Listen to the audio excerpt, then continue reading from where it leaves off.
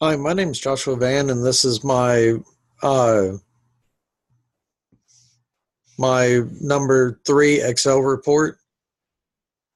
And on this one, we took and learned how to show theoretical and empirical probability. And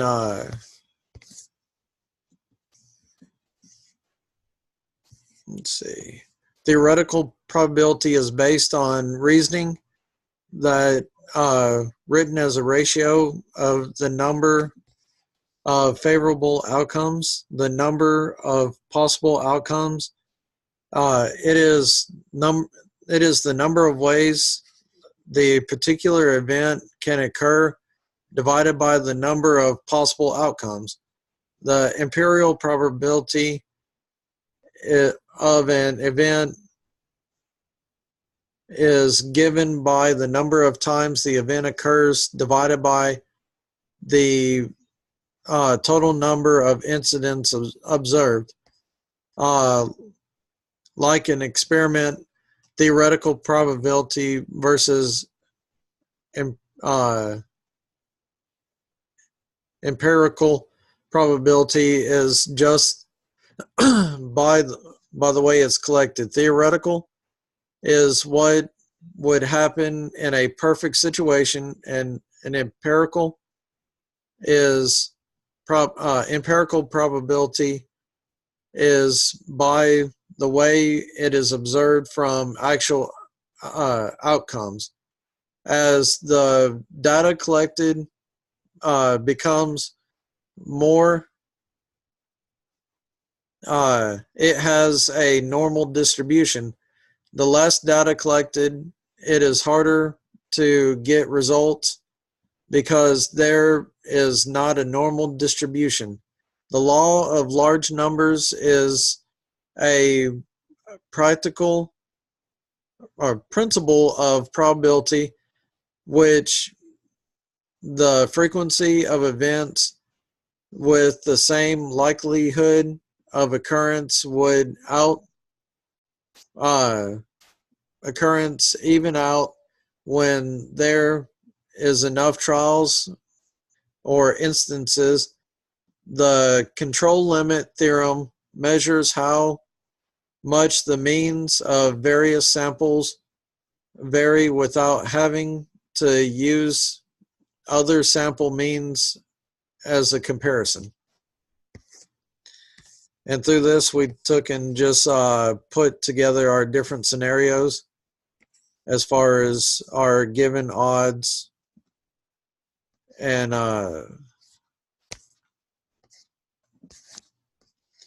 then we also made bar charts based off of these.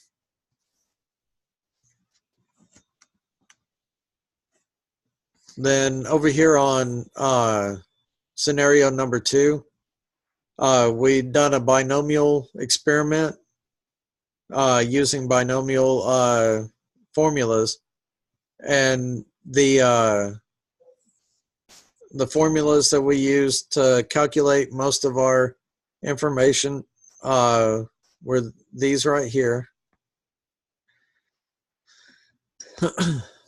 And we use that to determine what our likelihood of scoring 80% on a test that had 10 questions was. And then we also took and looked at the number of lottery number of people who actually buy lottery tickets, how much they win based on how much they actually, what the actual winning odds were. And let's see, we also took and looked at the buyer's expected outcome, the seller's expected outcome, and then the seller's expected outcome for selling 3 million tickets. And then we took and looked at different states I looked at Arkansas, Texas, and Louisiana at their lotteries and took and made pie charts based on what the different what their lotteries actually use their money for. Like Arkansas, they used portion of theirs, 18.4% is used for scholarships, where in Texas, public education is 25.5%, and veterans, it's also 0.3% of it goes towards veteran programs. And then in Louisiana, it doesn't look like they actually put theirs towards any education or any outside stuff. Basically, it goes to payouts and then the state treasury. And then binomial distribution is the discrete probability of obtaining exactly 1 or 0 given a number of trials in the data. It is different from the normal distribution that is continuous. Normal distribution is a function that has many random variables, but is shaped like a bell-shaped graph. Relating the classmate and the lottery ticket sellers is percentages. The classmates and the lottery ticket buyers is percentages as well. Once you know the outcomes, it will give you an educational perspective on how to spend your money or save it for something else. The outcome on the Arkansas lottery is not that great of odds winning, but it goes to the scholarships of students to attend college for payouts and administration of the lottery. And then we took in on scenario 3, we took and went through and done the BMI, and we took and first we done a equation to be able to get our standard deviation, our mean, and our confident intervals. And the as far as the, let's see, also I believe it was in the shapes that found the plus and minus for the confident intervals, but the confident intervals is 2 standard deviations from the mean and 2 standard deviations to the left and 2 standard deviations to the right. So I found that the 15.4 and then 40 were the numbers for the women, and then for men it was 19.5 and 38.5, and we use these formulas to determine the standard deviation. And then we took and figured the z-charts to be able to find the BMI for the different for men and for women, and we use this formula to determine the formula, or the formula to determine the z-chart, which was the value minus the mean over the standard deviation. And then we made a Z chart, or we used our Z chart to make a bell-shaped curve. And then I took and used my family, as far as my wife Ashley, myself Joshua, my daughter Natalie, my son Jaron, my son Jordan, and placed our BMIs on the uh, BMI score chart, the bell chart. And in the women, my wife was in blue, my daughter was in black, as far as what their BMI was. And then for the men, my son Jordan was in red, my son Jaron was in blue, and then I'm in black. And then body mass index is, well, BMI is the body mass index that is a set of data that shows what the range of body mass someone has to see if you're healthy. It is calculated by your age, height, and weight. Not all BMIs are correct because of the amount people works out, or the amount someone works out they could have more of a BMI due to muscle and not fat. Convenience intervals explain the range of data from the amount of probability between two categories or intervals between two minus standard deviations to 2 standard deviations. The z-scores tell where each of my family members were according to the mean and percent of others below or above or below their score of BMI.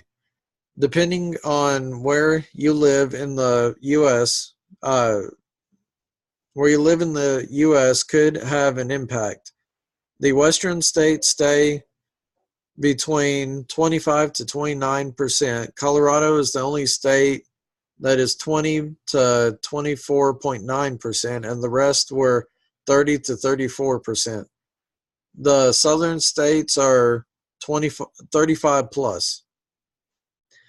The average is the mean of data. Standard deviation is the amount from the mean. The z-score is the score in regards to the mean of the population, and the confidence intervals, the data between the set amount. And then also, whenever I took in with the standard deviations from the mean to calculate it on this equation, we just used the negative. We done like a -1.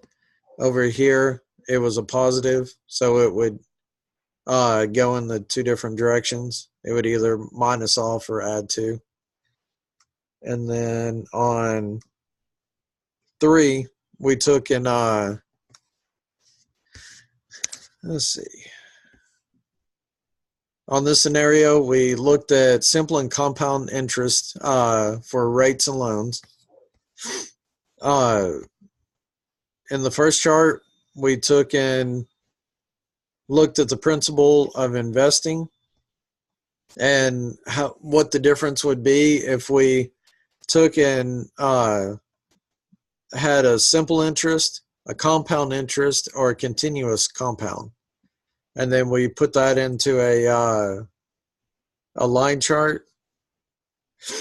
And then next we took and looked at we looked at buying a house, and we determined what the monthly payments were.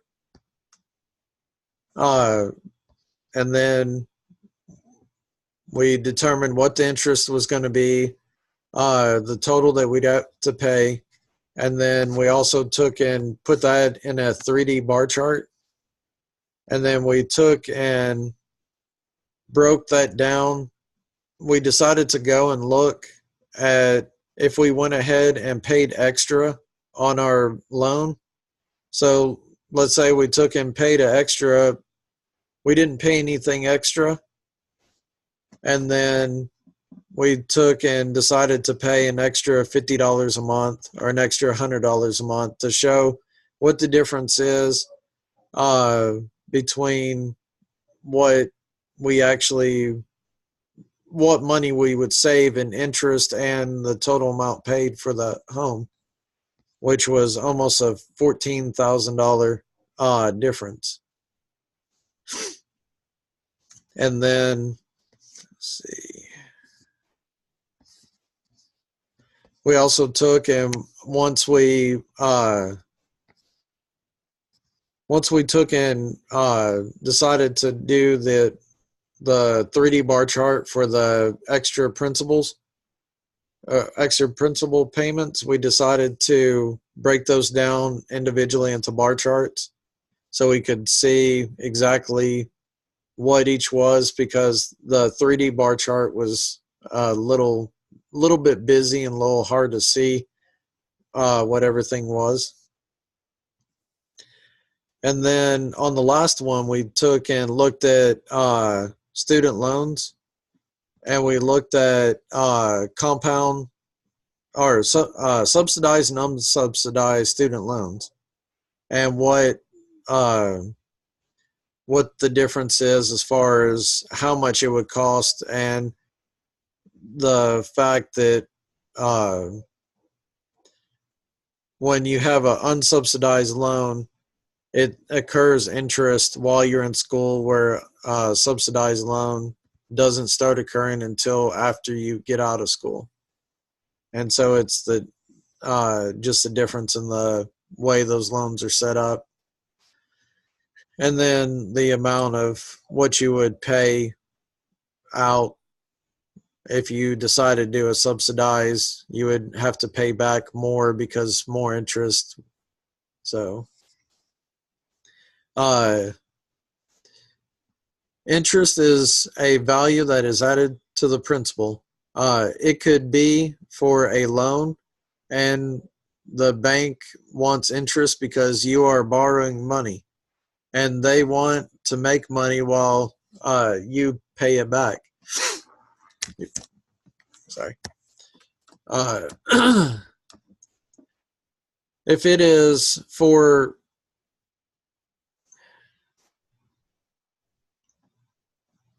let's see, sorry.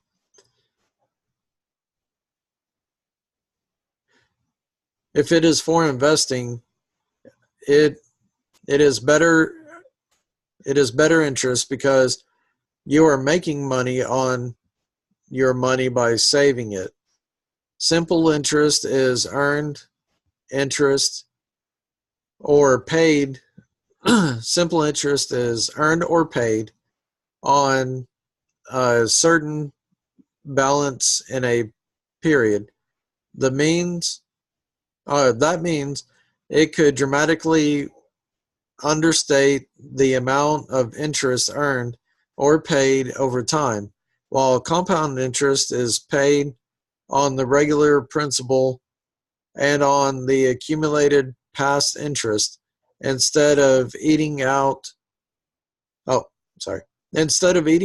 it is better to pay principal toward your mortgage because the extra principal payments add up and can be paid and can pay your loan off faster with paying less in interest. Subsidized student loans do not occur interest while you're in school or if they are deferred. Unsubsidized student loans, you start paying interest right away until the loan is paid back in full.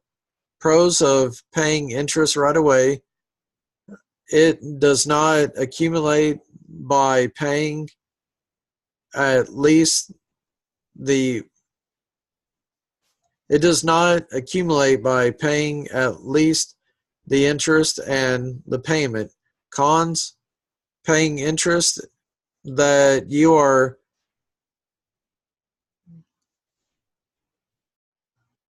cons of paying interest is that you are paying interest and to pay the least amount as possible.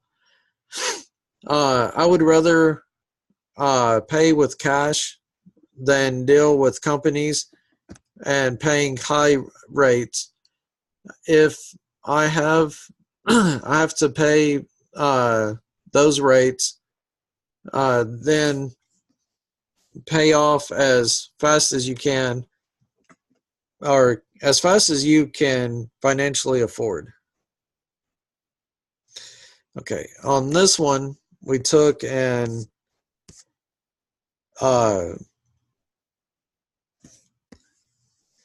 looked at the percentages of Americans, and then we took and also looked at how many of those percentages of Americans were Republicans or Democrats, and then we set that into a pie chart. And then we also broke it down, the amount of Americans, or the amount of Republicans who approved Trump and who disapproved, and what there was no data. And we took and showed as far as percentages and the number of people. And then same with Democrats as far as who supported or who approved and disapproved, and the percentages and what those percentages actually represent, and the number of Americans. And then we took and have a sample randomizer that you can take and have it give random numbers. And then we also took and looked at stratified samples of voters, and the reason why there's no numbers for volunteer or convenience is because those are not the type of samples, or not the groups that you want to pull samples from if you're doing any sort of statistics or polling. Let's see. And then on each one of those, we broke it down into a pie chart. And then we took and looked at the percentage of the percent of the number of men and then the number of women that's in the Army, the Navy, the Marines, and the Air Force, and then the total. And then we also took and we put that into a 3D bar chart. And then we also broke that into we put it in a stacked bar chart. And then we also looked at the percentage of those that are women who are in the Marines, the Air Force, Marines, and Navy, the percentage of those that are men in the Army, the percentage of those that are non-Marine women, and then the percentage of those that are military Americans.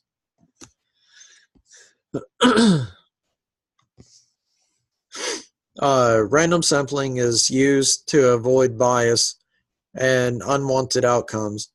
It is chosen at random from a population.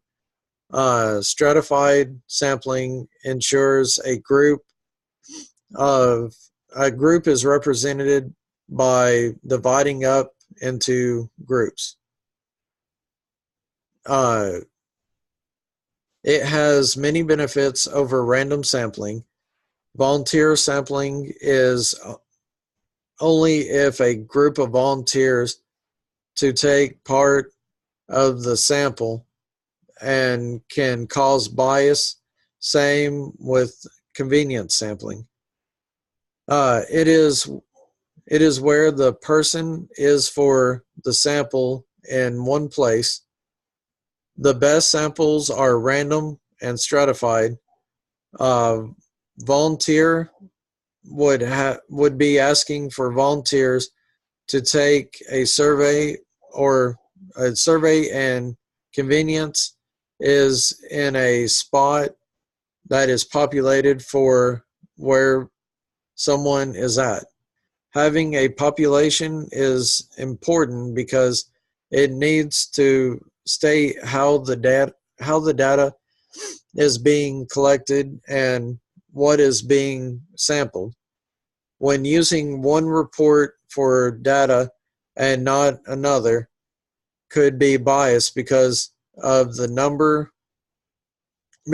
information that was collected. Some reports would have a bias because they want it to look a certain way. Not collecting the population or reporting it correctly can cause confusion and make the report seem biased. Not all data can be used for another report because of the sample and the way it was collected. Okay, and then this last one that we done, you had us look at the perspectives as far as the we could play around and set different stuff in order to see how the different charts are set up and how it could show stuff in a different perspective and look. And the each one of them are a little bit different. This is the one that you showed us how to use.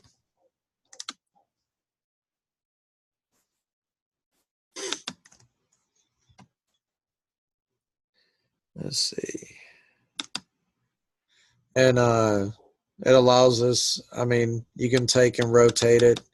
So you can take and, if you want to show it from one angle or another.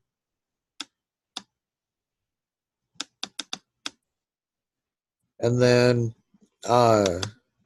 we also took and made a couple of them, a couple of our own.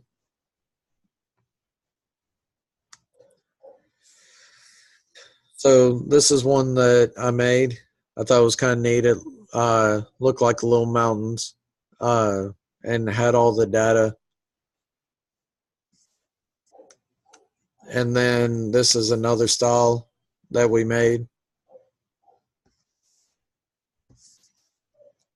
And then 3D graphing is a three-dimensional graph that has space on the inside to make it have more than 2 dimensions.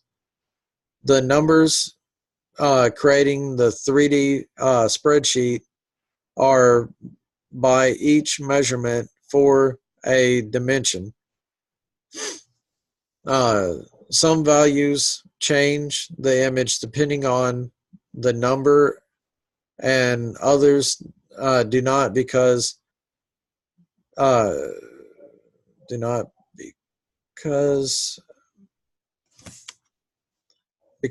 does not increase or decrease in size. When looking at the difference in rotations, it can change the way you look at the 3D image. Just a 20-degree rotation could show more of an image or show it to be sharper in one area. Changing the way something is viewed can change the way you look at it again when examining the data. When changing the way you look at something could help in everyday life. Coming home from my job, the other day. I was frustrated at another employee. Once I viewed the situation from another perspective, I understood why the employee did what they did, and it was a good decision. Just like driving, the lane looks clear, but from another view, it could have had a car in it. That is why I always look twice before going into a lane. How you see something is not always how someone else does. Can your ways and you might be able to see it the same or in another perspective. But this was my Excel report number 3. Thank you.